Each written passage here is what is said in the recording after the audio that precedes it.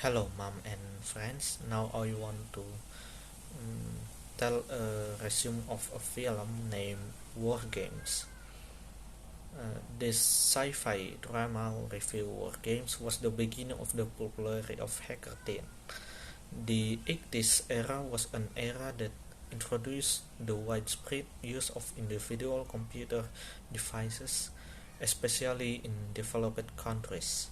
This clearly inspires fictional works such as stories in films that are usually related to hacking or hacking the computer operating system network itself.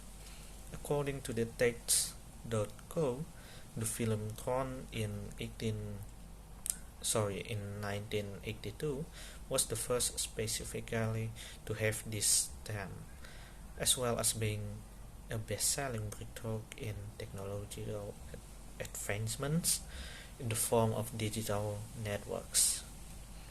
A year later, the film War Games was released, which became the beginning of the popularity of hacker teenage. Defense and surveillance institutions under the American and Canadian military, namely NORAD or North American Aerospace Defense Command, are also involved in this fictional story. Of course, WarGames, which received 3 Oscars, was released when the Cold War was still raging between America and the Soviet Union. In a surprise thrill, a NORAD officer isn't sure which key to unlock in order to launch a nuclear warhead. On the basis of some cases, a NORAD chief engineer, McGittrick, or Dabney Coleman, proposed an intelligence machine unit. The machine is called WOPR, or War Operator Plan Response, to replace the human error that employs humans. The function of WOPR itself is claimed to be more sophisticated and automatic for war simulation programs and tactics, and has network access throughout the war. In addition, WOPR can also respond and learn on its own.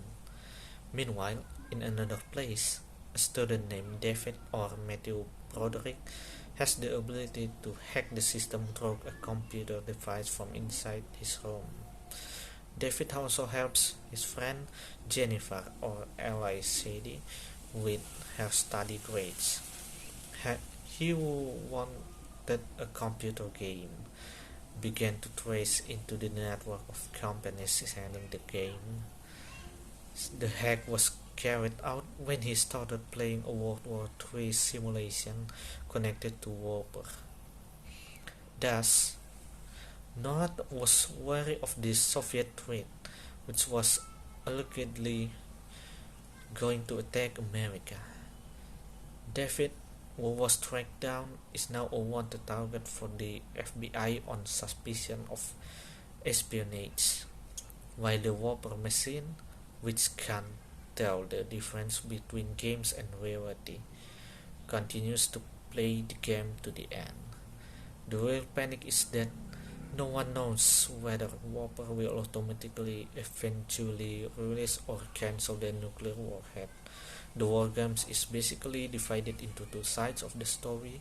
The first is a hacker named David, which with all his mischief hacking a computer network system, while the second is a dilemma facing NORAD between human-controlled operations or autopilot using machine intelligence.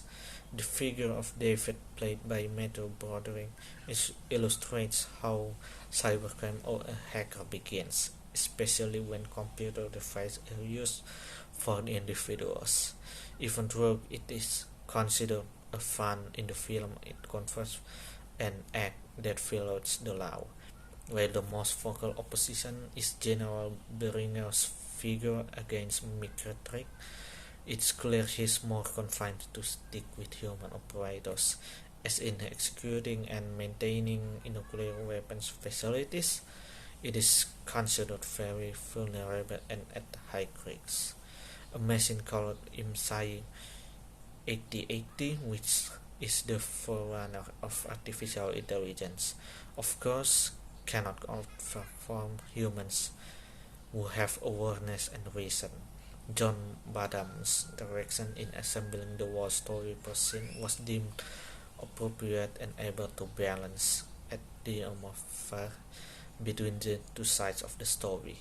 The serious side was on Nora's side, while the entertainment side was on David's side. Through the different atmosphere, which were finally brought together with styles and transitions that were as easy to follow, the conclusion towards the end of the story is difficult to predict until the end of the scene, because the process is not as simple regarding warp's actions or nuclear weapons control. The design set for the Node control room replica is realized in detail and is similar to the original. The machine is shown complete with many large screens and graphics according to the technology of the 80s. Likewise, with the expansive and majestic exterior area, David's adventure is indeed exciting when he escapes from the NORAD headquarters towards the beautiful mountainous area of Denver. He tries to find the whereabouts of Stephen Falcon, presented through the action-adventure action himself with Jennifer. WarGames has the advantage of telling a story that can be said to be quite complex. This film mixes the genres of science fiction, crime, thriller, as well as comedy on the two-sided adventure between David and Noah. The value learned from WarGames is a warning that the future learns to rely on machine intelligence tools has a high risk of security. This is the cinematic review of the science fiction drama WarGames, which became the beginning of the popularity of the hacker teenage. That's all of my video. Thank you for watching.